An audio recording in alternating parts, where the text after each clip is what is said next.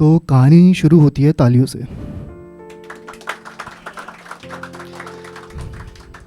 नमस्कार, मेरा नाम अमित त्रिपाठी।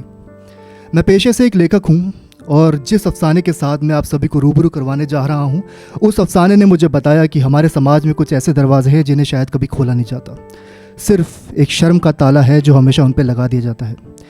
ऐसी दीवारें जिनमें खिड़कियाँ तो है, लेकिन उन खिड़कियों से आती हुई उम्मीद की वो धूप शायद सबको नसीब नहीं होती। तो ऐसे ही एक दिन की बात है। उन दिनों मैं एक अखबार की कंपनी में एक एडिटर का काम किया करता था, लेकिन नसीब इतना ख़राब, एक भी कहानी ऐसी नहीं जिसको देख के लगे कि हाँ, इसे छापना बनता है। शायद ऐसे ही एक लेखक अपने आंसुओं को स्याही बनाकर कागज़ पर उतारता है। काम में बेहद बोरियत आ चुकी थी, लेकिन तभी थोड़ी देर बाद एक औरत मेरे केबिन में आती है, बेहद खूबसूरत, उम्र कुछ 40-50 के बीच में। वो धीमी सी आवाज़ में मुझसे कहती है, साहब ये मेरी कहानी है, क्या आप इसे अपने अखबार में छापेंगे? एक काम कीजिए, आप अपनी किताब को मेरी टेबल पर रख दीजिए, कुछ होगा तो मैं आपको इत्तला कर दूंगा। उसने कुछ नहीं कहा, सिर्फ अपनी किताब मेरी टेबल पर रखी और वहाँ से चली गई। मैंने हमेशा की तरह अपनी जेब से सिगरेट निकाली, होठों से लगाई। धुआं जैसे जैसे पंखे की हवा में घुलता जा रहा था, मैं वैसे वैसे अपनी आम जिंदगी में लौटता जा रहा था। रात के 2 बज रहे थे। शराब पीने की आदत से न जाने कभी छुटकारा मिलेगा। बाएं और मुड़ के देखा तो उसी औरत की किताब दिखाई पड़ी। मैंने किताब को जैसे ही उठाया तो उसमें से एक तस्वीर ज़मीन पर गिरी। मैंने तस्वीर उठा के देखा तो उसमें वही औरत थी और साथ में एक छोटी सी बच्ची थी, शायद उसकी बेटी होगी।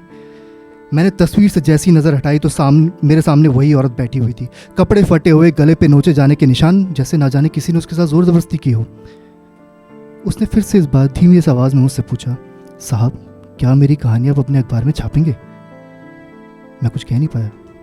उसने इस बार चिल्लाते हुए मुझसे पूछा, साहब क्या आप मेरी कहानी अपने अखबार में छापेंगे? आखिर क्या है तुम्हारी कहानी में ऐसा? मैं तो आपको अपना नाम ही बताना भूल गई। मेरा नाम अनीता और ये मेरी बेटी अनाया है। मैंने दाईं ओर मुड़ के देखा तो वहाँ पर सफ़ेद चादर में लिपटी हुई एक छोटी सी बच्ची की लाश थी। घबराहट में मुझसे टेबल पर पड़ा कांच का गिलास ज़मीन पर गिर गया। वो चिल्लाते हुए मुझसे बोले, शोर मत कीजिए साहब, मेरी बेटी जाग जाएगी। आज ही तो चैन की नींद सोई है वो। इस समाज की दरिंदगी से आज ही तो आज़ाद हुई है वो। जानना चाहते कि उसके साथ ऐसा क्यों हुआ? क्योंकि मैं उसकी माँ एक रंडी हूँ। हाँ साहब, मैं उसकी माँ एक रंडी हूँ। 8 साल की उम्र में अपने माँ बाप से ठुकराई गई, एक दल्ले के हाथों में बेच दी गई थी। 10 साल की थी मैं जब पहली बार उन हवस भरी निगाहों ने मुझ पर नज़र डाली।